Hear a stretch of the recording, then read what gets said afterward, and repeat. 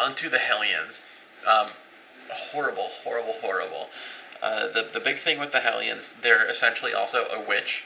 The same stat line as a witch on a Hellion Skyboard. The Hellion Skyboards are pretty good. The Hellion Skyboards can be useful with an Archon if used correctly.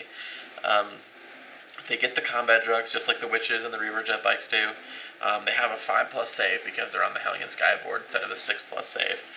Except they don't have the dodge in close combat, which I think they really should add to them. They have a Hellglaive. So they have 1 attack apiece. On the charge they have 2. The Hellglaive is a 2-handed weapon, so they don't get any bonus attacks. The Hellglaive only can count as a strength 4 weapon on the turn that they charge. And not even power weapon, just strength 4 weapon. So they just seem really pointless and really stupid. You charge, you get 2 attacks apiece. A squad of 10 of them still could not do much against most units in the game. 10 of them charging with 2 attacks apiece, a strength 4 weapon. Orcs would still probably beat them in combat because they have toughness 3 and a 5+ save. Space Marines, you might kill 1 or 2 if you're lucky, and the Space Marines will kill most of the squad. You can't, and the Hellglaive is cool because it's a splinter rifle and the Hellglaive in close combat. It's a close combat weapon that gives you strength 4 in the first turn, and it's a splinter rifle.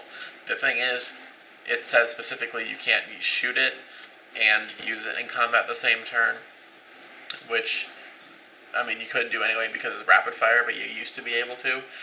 So they even specifically made it so you couldn't do both of those, which isn't really cheap. It's a splinter rifle.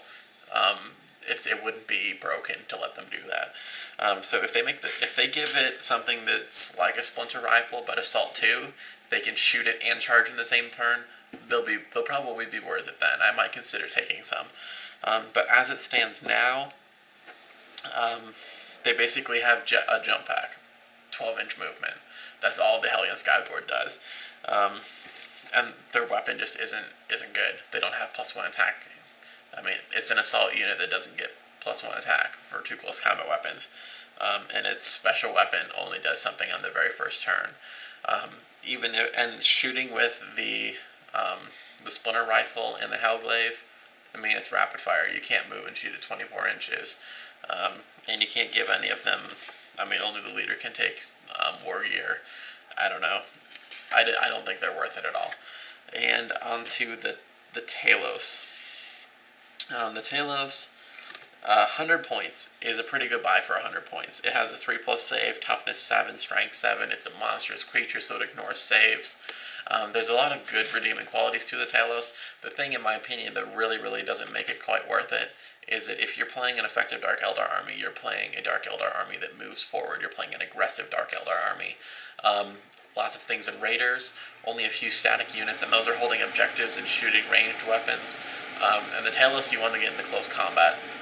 So the Talos, in my opinion, needs a speed boost or something. It needs a speed boost or a better ranged weapon. Its ranged weapon basically shoots the first 6 models closest to it, regardless of what squad they're in. It's just a bolter shot. So, 6 bolter shots, that's kind of cool. Rolling individually for each model, it's really not that useful. It's really not at all. So, I would like to see a really cool, less gimmicky ranged weapon on it. Maybe options and upgrades, that kind of stuff. I really do like it in close combat. It's fearless. It's a skimmer, which it's not a vehicle. It is a wounded creature, but it counts as a skimmer, meaning you can move over terrain and that kind of stuff. So I would really like to see a speed increase on it. If it could move 12 inches a turn, and or had a better ranged weapon, I think the Talos would be worth it, especially if they kept it at about 100 points. It's kind of like a weaker Wraith Lord, just a little bit weaker Wraith Lord, so I don't know, that's kind of my overview of all the units in the Dark Eldar Codex. I'm going to go ahead into tactics for using the army as a whole. See you guys then.